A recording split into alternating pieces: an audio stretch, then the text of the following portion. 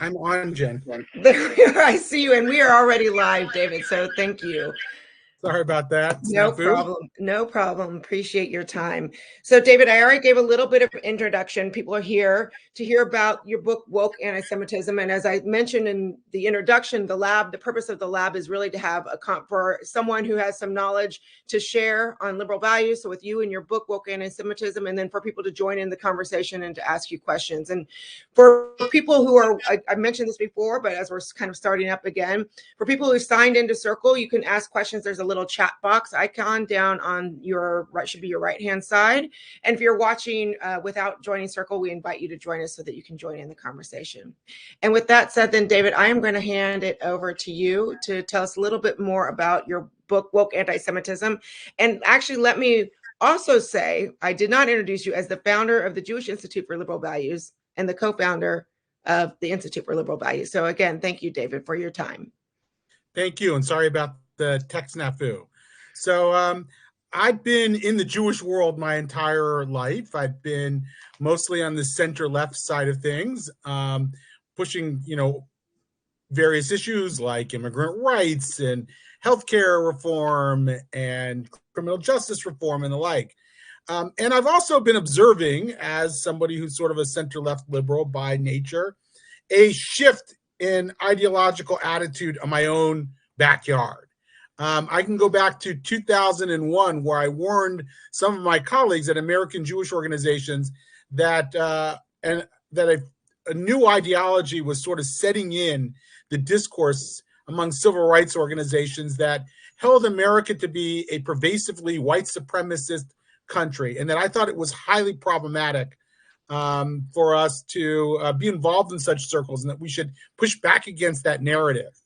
I wrote about it in 2003, 2 years later, when I warned that an ideology that believes that racism equals prejudice plus power, and we were hearing a lot of that in those days, was one in which would view Jews as a powerful group and then incapable of being a victim of racism, and would view any minority that was viewed as powerless as incapable of being perpetrators of racism. So I warned against this for a while. 2016, I became CEO of a major umbrella organization within the Jewish community.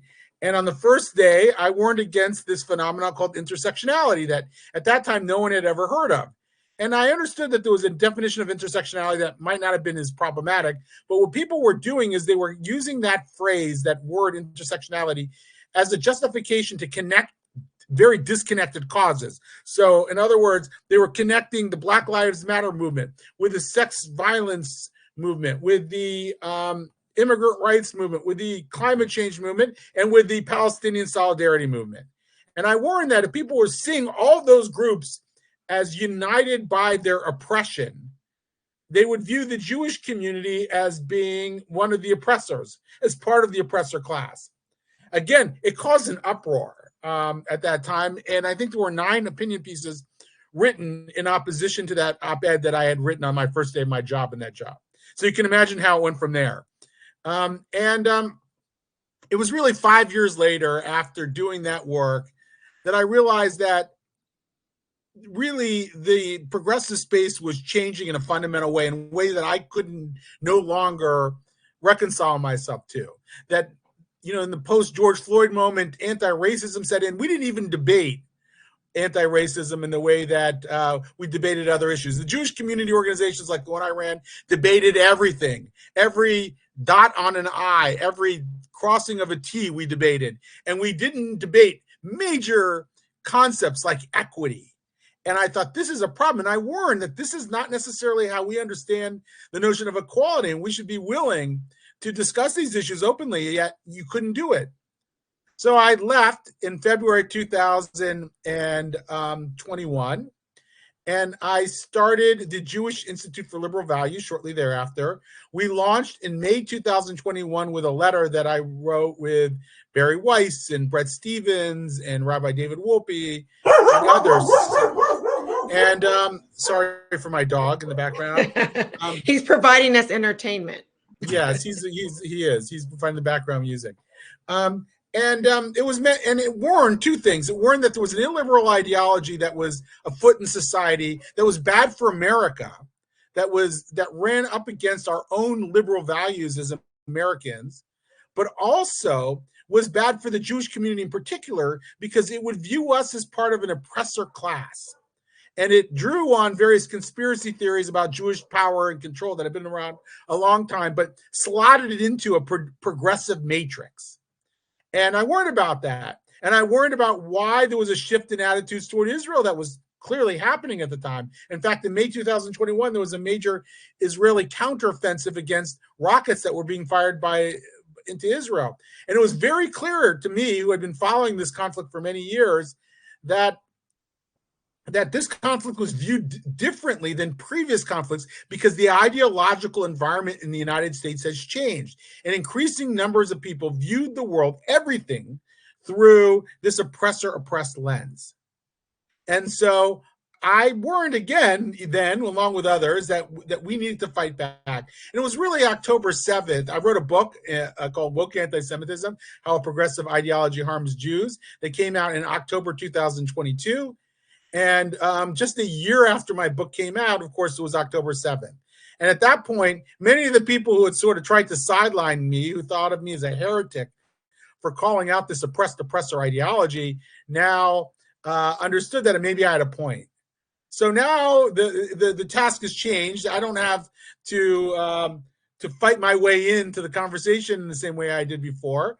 But now I'm trying to get the Jewish community and others to really rethink how they interact with society, what their fundamental worldview ought to be, and what's changed as a result of October 7th, how their thinking ought to change. And I'm also involved with you and others, Jen, in trying to call this out in K through 12 education. You know, we know about the problem in higher education, but the real battleground right now is in K through 12 education, because not everybody takes up the humanities at Brown University, but just about every kid goes through the K through 12 system. And if that's become so politicized and turned into an ideological bastion of this oppressor ideology, then we're really in trouble. And I think that's what's happening across the country. So that's another thing that we're trying to warn the Jewish community about, in our broader liberalism space about. So, David, can you go through some of the ideas in the book, Woke Anti-Semitism? And you gave a little bit of your origin, where you say, you know, this started for you in 2001. In 2003, you really also, once again, you raised the flag on the prejudice plus power. But where do you think that this all began in America? I mean, did it kind of start with your understanding, or do you think that there's a history behind there that we need to be considering when we're looking at? Yeah, it definitely predated me, and I became aware when I became aware. Maybe I was even aware earlier than that, in the late 1980s when I was in college, and I started to see that the liberalism that I was brought up with was not the kind of liberalism that I was experiencing in certain circles in college. And I realized things were changing, and that was dangerous, even when I was 20 or 21 years old. But you could go farther back than that. I mean, I think 1968 is a key year here. In 1968, you had the University of San Francisco adopt the first ethnic studies program. Now, the ethnic studies program was not like other academic pursuits. It didn't adhere to the sort of normal academic and scholarly standards. It was a political pursuit that the university adopted, and it rapidly spread after that. There were other protests around the United States. It all started in San Francisco. And before you know it, there were something like 1,300 ethnic studies programs across the country. And over time, in what Rudy Deutschke coined the long march through institutions, universities around the United States adopted that as sort of the fundamental lens through which they understood the humanities and social sciences. And there are whole fields that have really been captured by that thinking, where it's not even permissible to have alternative points of view. I mean, try being an anthropologist who doesn't buy into that ideology. Ask Elizabeth Weiss about that and what that feels like. So we know that this ideology is extremely potent. It's extremely viral, and it really won the day in the academy over a long period of time. I mean, you could feel it happening all along, but at some point it reached a critical mass. And I think it really jumped the lab in the early 2000s. That's when you started to see it enter in a really aggressive way in other institutions. Of course, there was corporate DEI before George Floyd. And there were other signs that this ideology was gaining ground, but there was no question that that acted as a sort of accelerant of this ideology. And that was a turning point. There were other turning points too. If you go back to 2013, 2014, and I write about this in the book, I was the head of a pro-Israel campus-oriented organization. So I was keenly aware of the trends and attitudes on campus. And at that time, the basic worldview of the average college student was that everybody's got a story. Every community has a story. All stories are equal. And so the Palestinians have a story. The Israelis have a story. We should try to understand each of their stories and not judge. That was the kind of postmodernism that was popular 10 years ago.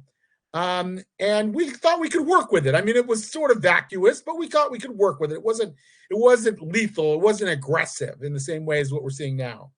You could feel the shift in 2013, 2014 with the emergence of the Ferguson riots in Ferguson, Missouri, and the growth of the Black Lives Matter movement. You could feel the shift also because of Tumblr and various social media channels that have become popular, that became sort of springboards of this ideology that had caught on. And I could talk to students that I had gotten to know, a year before and discern a shift in their attitudes about Israel that directly grew out of this sort of oppressor binary that now set into college student life in a way that it hadn't before. It was there, but it went from being marginal to dominant at that point.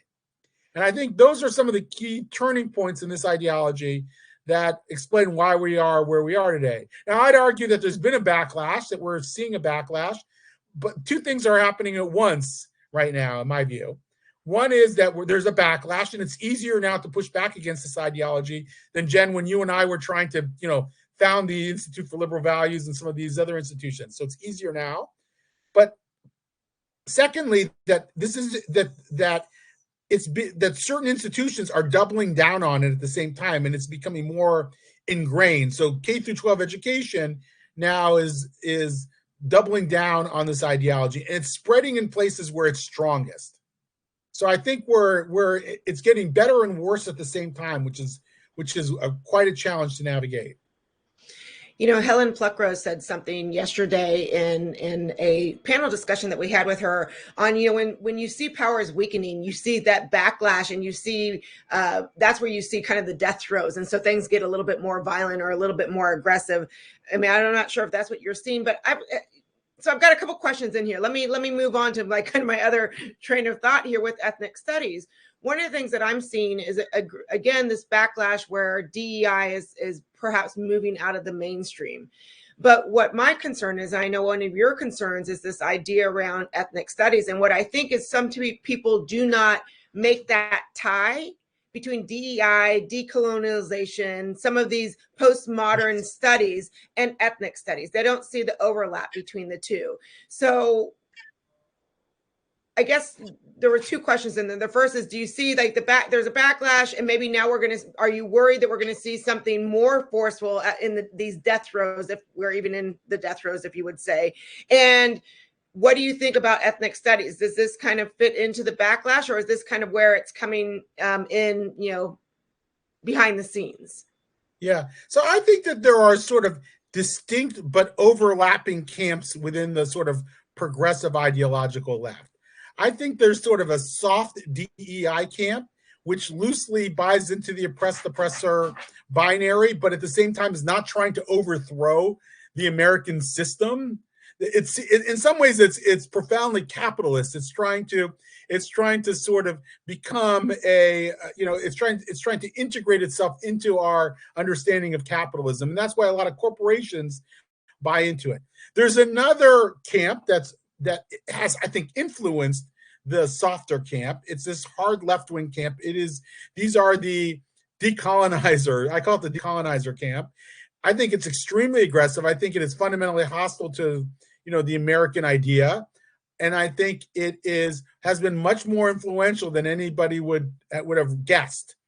And so the soft DEI camp, I mean, I think is dangerous because it doesn't understand that in some ways it acts as a permission structure for this more radical camp. And and that it is a product of this more radical camp, even if it has taken a different turn. So I think that you could say, okay, so what do we have to worry so much about this more radical camp? It's in California and places like that, but it takes over entire institutions. I mean, you have teachers, like even if the 10% of your teachers agree with it, it can still capture an entire teacher union, and it can still hold teacher seminars and trainings on really radical ideas, even if the vast majority of people don't go along with it. And it is that aggressive, and it is that willing to buck authority. We've seen it in places like Oakland, California, where the superintendent says you will not teach Palestine on this day, this Teach Palestine Day, and a lot of teachers just ignored the edict from the school system and did it anyway. So you see how this can spread, and just because it's still a small majority of people doesn't mean it can't become small minority of people doesn't mean it can't become a larger minority of people over time if it's unopposed. So I think we've got to oppose this radical strain and push back against the softer strain at the same time, which just prepares the groundwork for the more radical strain. I would love to hear from you. How do you think that as a minority of people have captured so much of K through 12 education?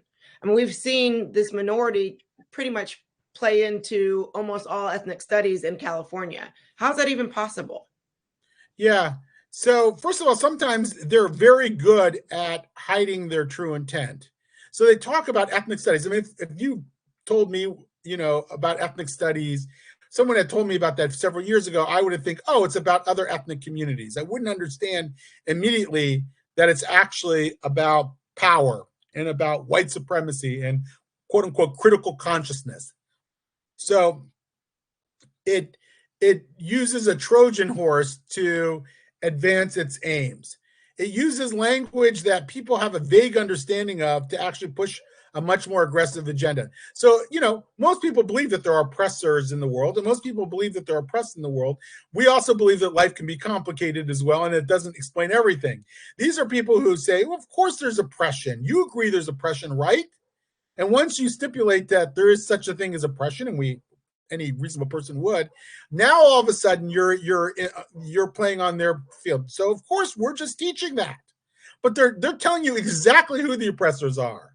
They're basically using that now as a platform for sharing their own opinion, indoctrinating their own opinion into young people, and dividing up the world neatly into oppressed and oppressors. So I think it's that clever use of language that they're able to get themselves in. They're also masters at navigating institutions in the way that the average person simply isn't willing to do. So look, let's say you're at the teachers union is probably more left-wing than most teachers are. People who get involved in teachers unions are probably more likely to share the politics of the sort of radical left. And so you already, let's say you go from having 20% teachers radical to now 40 or 50% of the teachers in the teachers union, active in teachers union are. And then you bring in, let's say, a radical group of teachers who go to those other teachers and say, you must listen to us, you must defer to us, because we're the people with lived experience. So the Muslim Teachers Association in Massachusetts then goes to the teachers unions and insists that it adopt its understanding of decolonization. And those other teachers sort of buckle at some point. That's the dynamic that takes place. They don't want to offend anybody. They don't want to be called a racist, and be racist, and they buckle. And so even if they're not the majority, even if the majority aren't the radicals, there's enough of a critical mass of them within these institutions to sort of get the entire institution to go along. Still now you have 20% of teachers who buy into and 80% who don't. But the 80% who don't, many of them don't have strong opinions either way. That's just not where they're coming from. They're not thinking about these ideas all the time. It's not front and center for them. And they don't want to be called racist either. I spoke to a group of Jewish teachers who were very worried and concerned about the DEI, very radical DEI program in their public school system. I'm not going to name the school system because they didn't give me permission to do so. And it was sort of the white supremacy framework that you might have heard by Tika Okun that argues that being at work or school on time is a white supremacy value. That was being first indoctrinated in the teachers and then indoctrinated into the students. And these teachers thought it was an absurd framework and a dangerous framework, yet they just didn't feel like they could speak out without jeopardizing their careers. So that's how this dynamic works. And it spreads because no one wants to oppose it. No one wants to put themselves on the line, and they don't. And then it just becomes it rules the day. Can you give us some examples, particularly within ethnic studies, that are clearly anti-Semitic? I think, again, a lot of people don't, one of the problems might be, David, as well, is a lot of people don't have the language or aren't, they're just not attuned. So, for example, Brandy and I've talked before, a lot of people don't know that from the river to the sea means all of Israel, right? So what is the language in ethnic studies specifically, if you can, that really kind of highlights the anti-Semitism in the coursework and the curriculum? Yeah, there's a good deal of it that is just eliminationist rhetoric about Israel, that Israel has no right to exist as a Jewish state, has no right to exist like every other country in the world. So it basically calls for the elimination of Israel. It treats Israel as a settler colonial state. So this idea of settler colonialism is in some ways fundamentally delegitimizing, because it means that you have to return yourself to the sort of indigenous people who once controlled the land. So that, of course, anybody who buys into that in an unqualified way will also believe that the United States is an illegitimate state, and many of them do. But they tend to focus on Israel as being just basically an illegitimate state. They also use a lot of rhetoric in the early versions of the ethnic studies program that came out in California before it was sort of modified. Used a lot of rhetoric around how American Jewish organizations were Zionist organizations who are trying to stop, that were in a fundamental way racist in nature. There was a lot of rhetoric like that was sort of decidedly critical of American Jewish organizations and treating them as if they were somehow anathema and had no right to be part of the discussion or politics or anything else. And that's very typical anti-Semitic rhetoric. So the thing about anti-Semitism on the left as opposed to anti-Semitism on the right is it tends to disguise itself in larger ideological language, right? I mean, anti-Semitism on the right tends to be pretty brazen. Like, I don't like Jews and I don't want Jews controlling the media or the banks or whatever. It doesn't shrink from sort of calling out the Jewish power or whatever. But anti-Semitism on the left is far more subtle. It tends to, instead of talking about Jews, talks about Zionists. Sometimes it's very clear that they're referring to Jews when they're talking about Zionists. Another term that you'll hear sometimes is Zios. And you'll hear, let's say, an activist student on college saying, oh, yeah, there were a bunch of Zios in the cafeteria. Who are those? Those are Jewish students. But they're calling them Zios, as if somehow calling them Zios or Zionists means that they're really not being disparaging of Jews.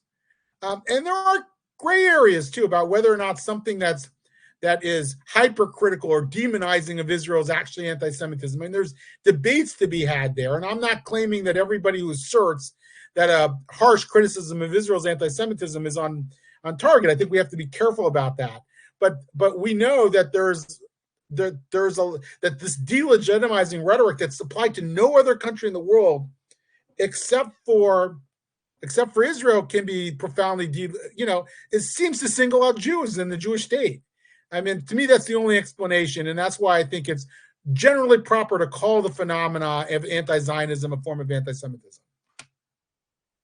For those of us who aren't super familiar with postmodernism, can you give a little bit of a background on this whole decolonization movement and where its origins were and how it got to the point where we're talking about it now, and also to the point where it's like, I think where this decolonization movement is somehow intertwined, if you will, with some of the DEI, the ethnic studies. So if you can give a little bit of an origin story there so we can understand that a bit better. Yeah. So postmodernism itself is an epistemology. Basically, it believes that knowledge is not a matter of we don't find knowledge through argument and scientific inquiry, but rather that powerful forces in society dictate what knowledge is, and they embed that knowledge in the discourses of society, in the way we talk about things, in a way that perpetuates these power structures. And so what postmodernists try to do is they try to deconstruct everything that we thought of as true as really being the result of power, of a power of people's intent to undermine, to sustain their power in society. So that's what postmodernism does. And postmodernists were really kind of nihilistic. They were trying to sort of take apart our system, but they didn't really advocate anything else. But there was sort of a pivot that took place, in the 1970s and 1980s.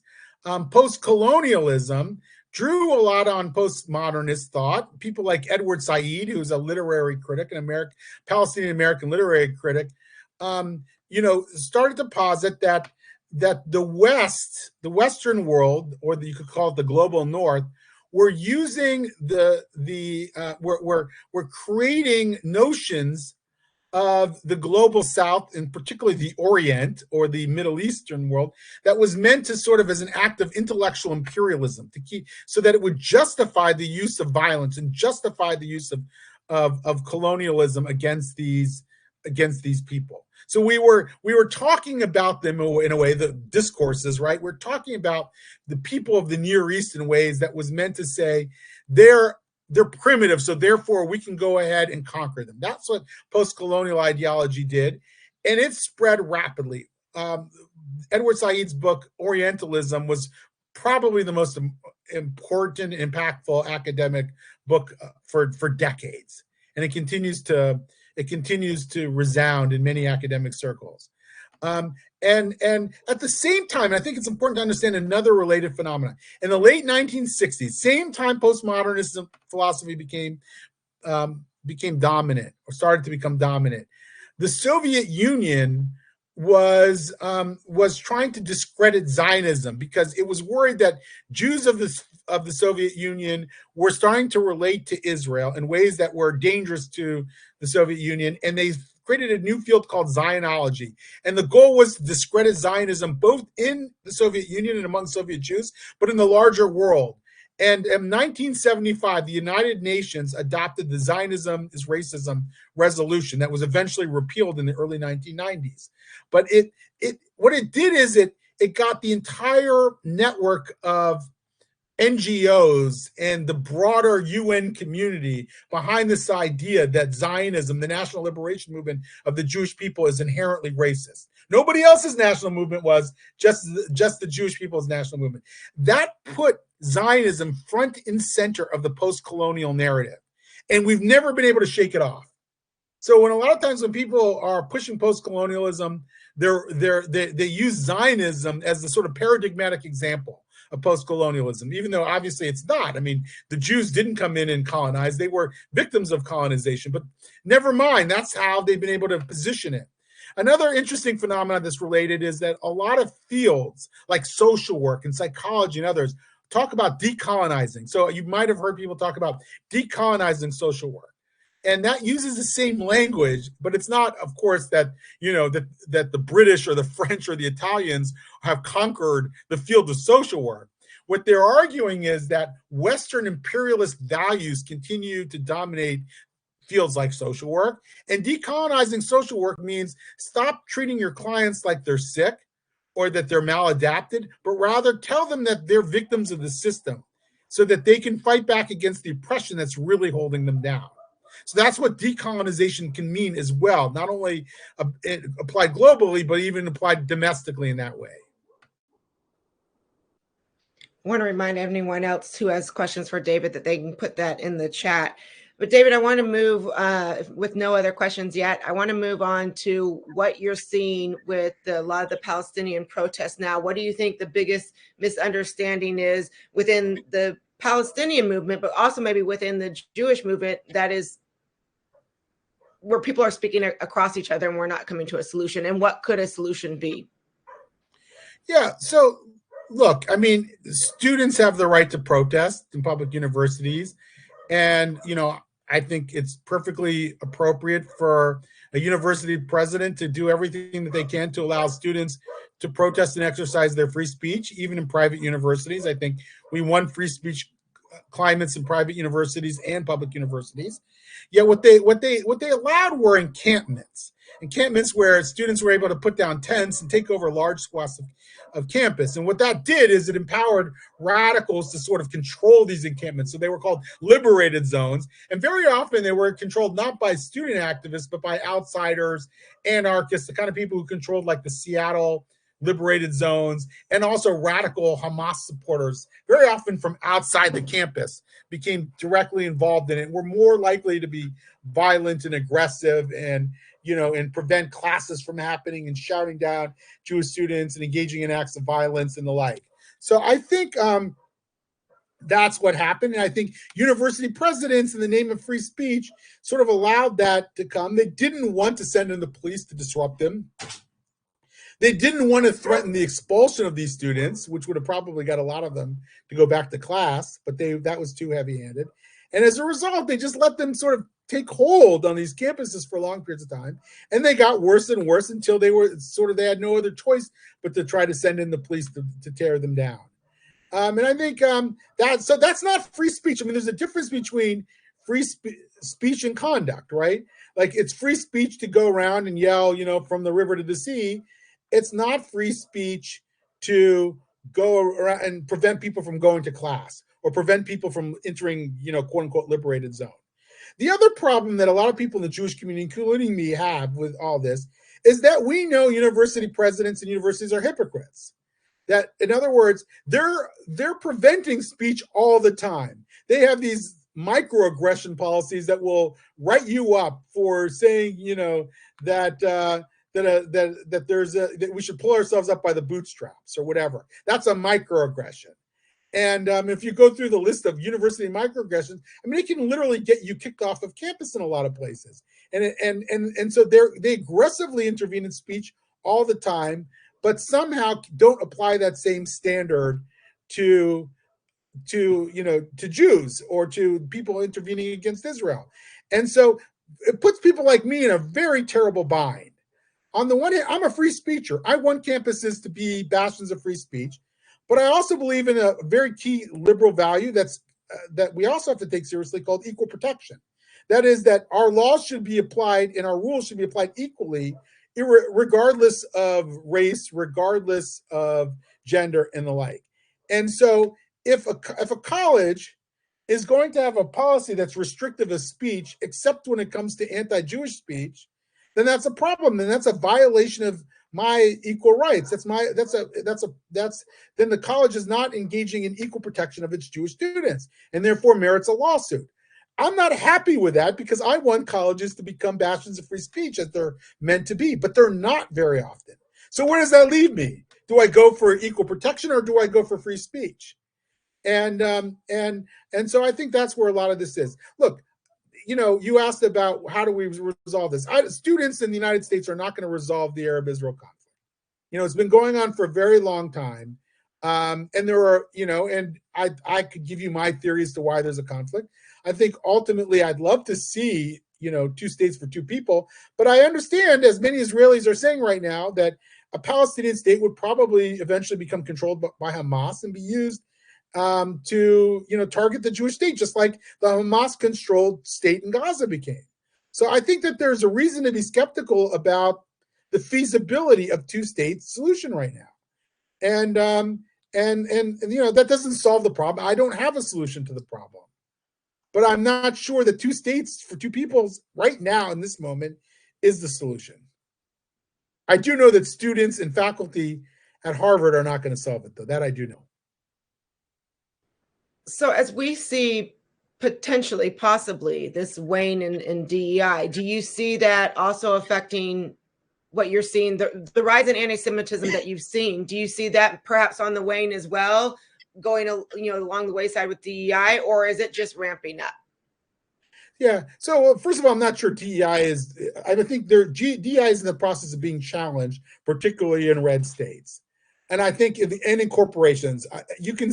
I was talking to somebody today that was familiar with a DEI firm, a consultancy firm that is no longer pushing what it used to push, and is now pushing a softer and less ideological form of DEI to its corporate clients because it knows that's what its corporate clients want. So there are shifts like that that are happening organically, and there are shifts that are happening non-organically because a governor insists that get rid of all DEI. You see that in Florida, Oklahoma, Texas. Several red states have now edicts against DEI, but you have a lot of DEI that's not going away anytime soon. In particular in blue states. I mean, the University of Michigan spends $30 million a year on its DEI program. That's pretty deeply entrenched. And then what's happening at the same time, because of October 7th and the aftermath, institutions that really went crazy in the past few years that were already on track of embracing ethnic studies or liberatory education, by the way, that's another term, liberatory education. Those places now are becoming more and more hostile for Jews.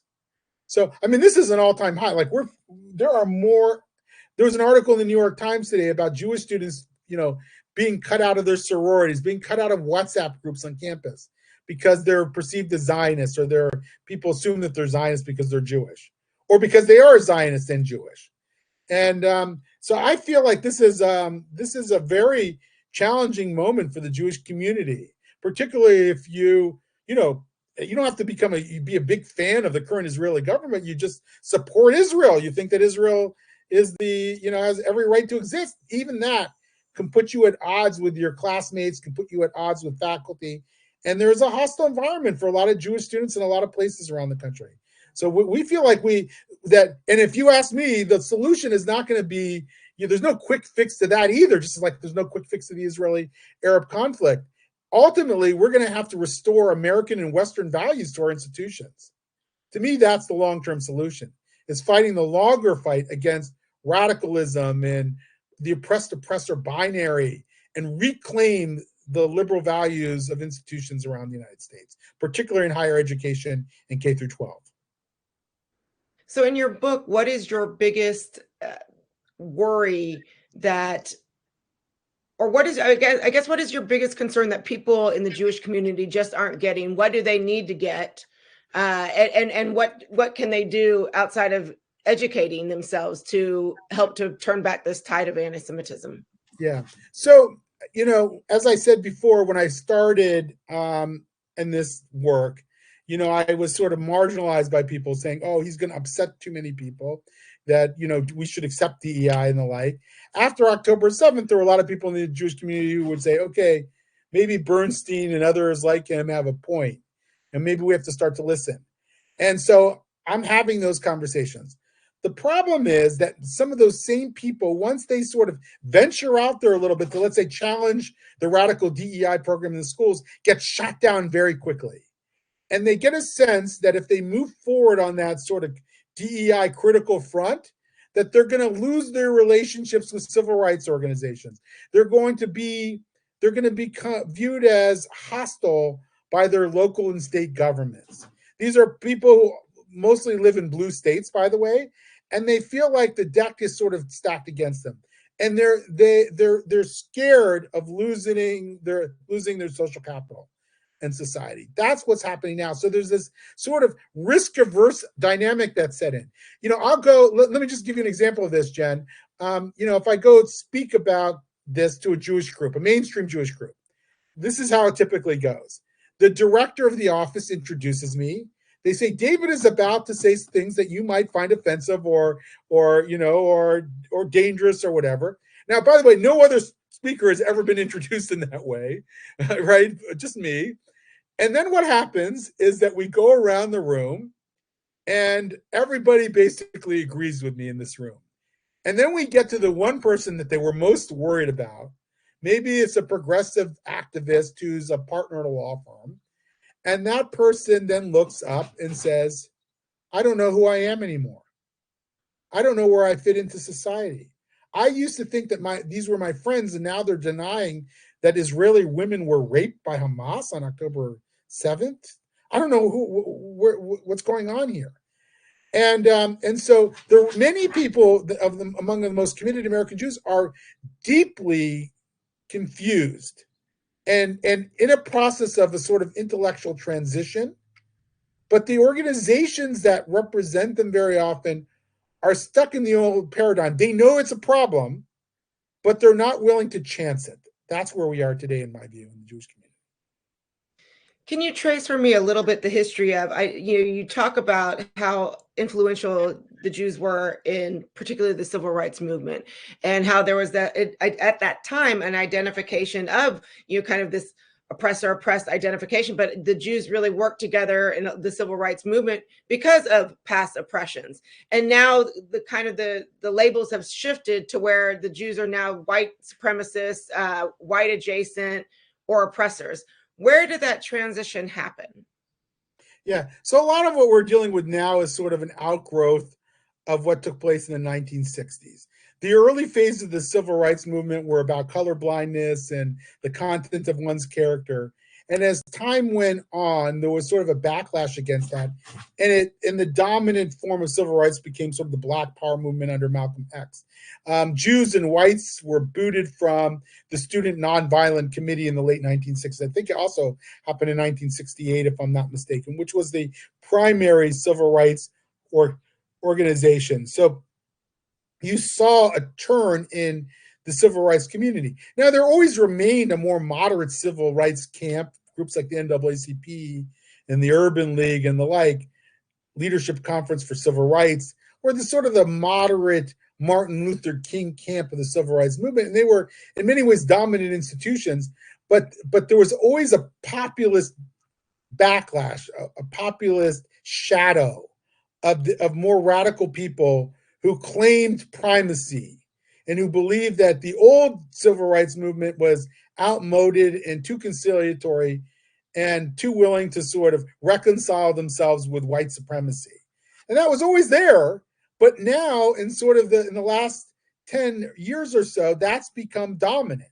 And it's even, I think, forced the hand of many of the traditional civil rights organizations who don't want to lose the next generation, who want to be in line with where their activist core is. And they're starting to embrace some of the same rhetoric, that would have been completely alien to the old form of civil rights.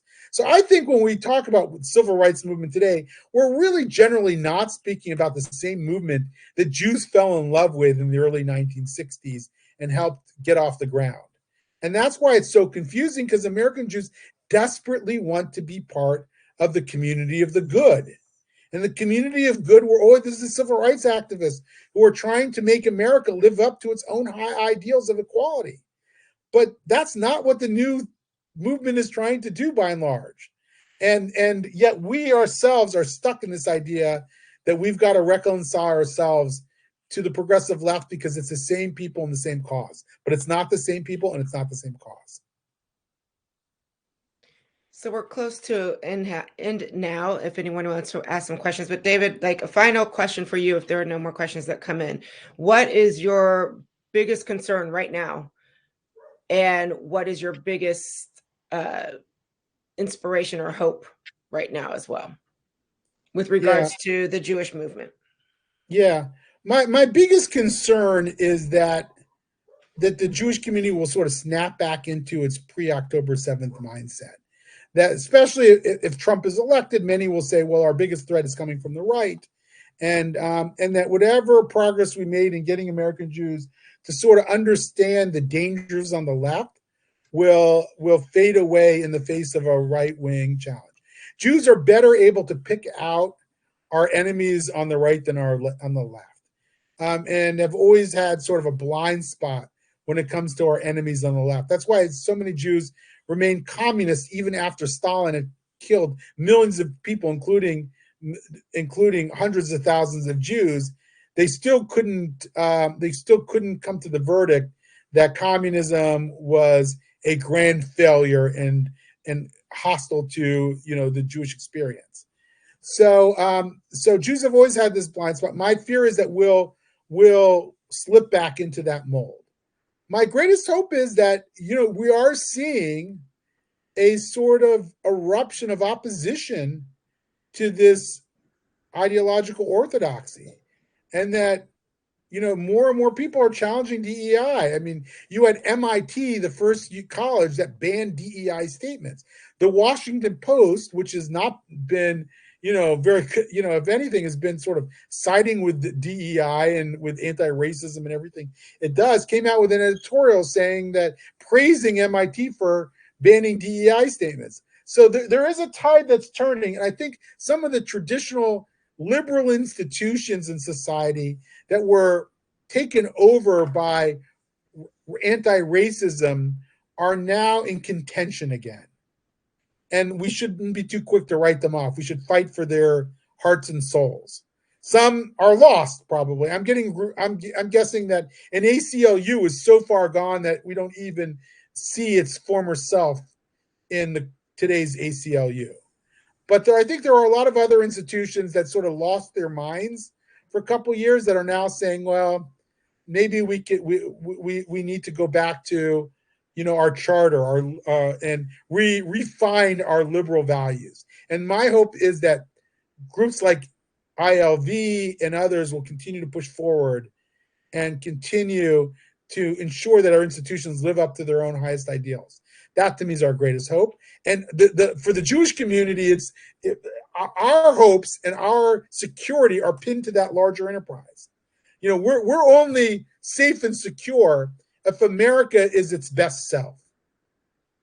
And if America is not its best self, if America continues to be polarized, continues to become more and more ideological on the fringes, then I think the Jewish community is going to find itself really in a very precarious place over time. So we have to win this. We have to win it because American Western values need to prevail. And we have to, from my standpoint, also, we have to win this because the Jewish community needs to be secure in America and in the West. So we've got a question from the audience. What can we as individuals do to push Jewish institutions to act? Most of them seem useless and cowardly. Yeah, well, many are cowardly. Many are still in a sort of a state of reflection. It may not be apparent to you that there are sometimes very vigorous debates going on in these institutions about DEI, whether to try to get the Jewish community to be covered as one of the oppressed groups in DEI, or whether to oppose the DEI paradigm itself. And I want to win those debates. Like because I'm more, I don't know who asked the question, but I can promise you I'm more intimately familiar with these processes than anybody who's on this call, because I've spent my career in these circles. I know the people involved, and I know behind the scenes what's happening, that these institutions are in contention.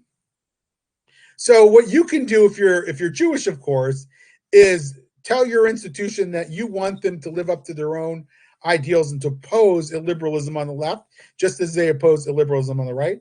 And if you're non-Jewish and you're, continue to fight the good fight on liberal values and win.